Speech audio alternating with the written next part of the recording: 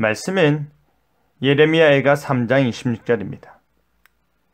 사람이 여호와의 구원을 바라고 잠잠히 기다림이 좋도다. 예레미야 선지자는 지금 이스라엘 백성들이 당하고 있는 모든 종류의 재난은 그들의 죄에 대한 심판으로 받아들이고 있습니다.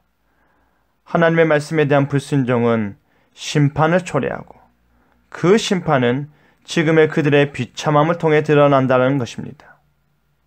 그러한 의미에서 고통의 한복판이라는 제목으로 말씀이 주는 교훈을 함께 나누겠습니다.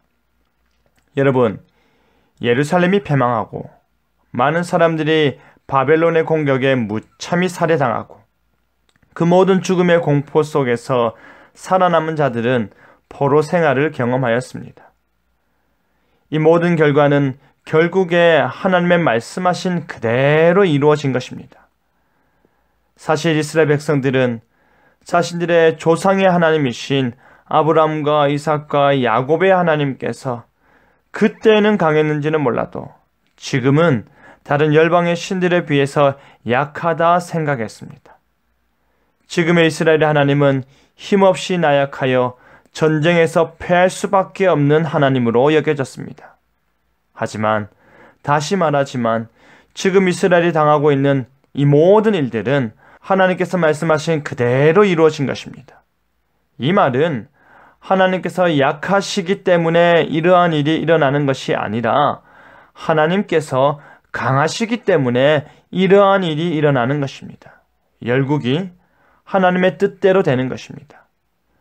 모든 존귀와 위엄을 상실한 예루살렘은 하나님의 진노를 감당할 수 없었습니다. 그러한 상황 가운데 예레미야는 여호와의 분노의 매로 말미암아 고난을 당하는 것이 누구라고 말합니까? 자기 자신이라고 합니다. 예레미야는 하나님께서 자신을 고통의 중심으로 이끄셔서 종일토록 어둠 안에 거하게 하심에 깊은 좌절감을 느끼고 있습니다.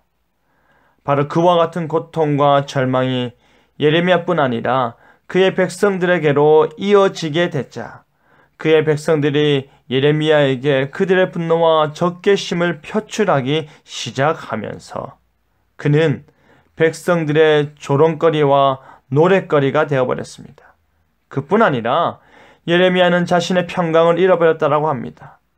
주께서 내 심령이 평강에서 멀리 떠나게 하시니 내가 복을 내어 버렸음이여 라고 합니다.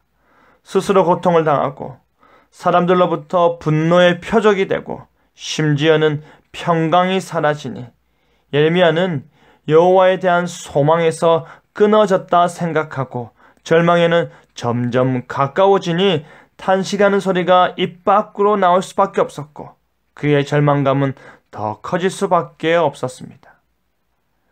그렇게 고통에 고통을 더하여 절망에 절망을 더할 때 그 고통의 한복판에서 예레미야는 하나님의 구원을 바라본다 합니다.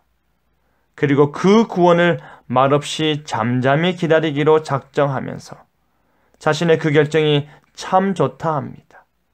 왜냐하면 고통을 당했고 고생하였던 그들은 언제나 하나님께서는 자신들을 다시금 받아들여 주시고 다시금 회복시켜 주실 것을 신뢰하기 때문입니다. 이스라엘에 내려진 하나님의 심판은 그것 자체로 모든 것을 끝맺음하는 것이 결코 아니었습니다. 하나님께서는 심판을 통해 자신의 구원 역사를 이루어 가시는 것입니다. 하나님의 긍휼은, 하나님의 사랑은, 하나님의 은혜는 그의 심판을 이기기 때문입니다. 그의 심판은 자신의 아들을 포기하면서까지 자신의 사랑으로 이기셨지 않습니까? 그와 같은 분이 바로 우리의 하나님이십니다. 사랑하는 성도 여러분, 고통의 한복판에 놓여있던 예레미야는 그 고통을 지나 자비의 하나님을 바라보았습니다. 모든 고통을 온몸으로 받아들여야 했던 예레미야는 그 고생스러운 인생을 회복시켜 주실 은혜의 하나님을 바라보았습니다.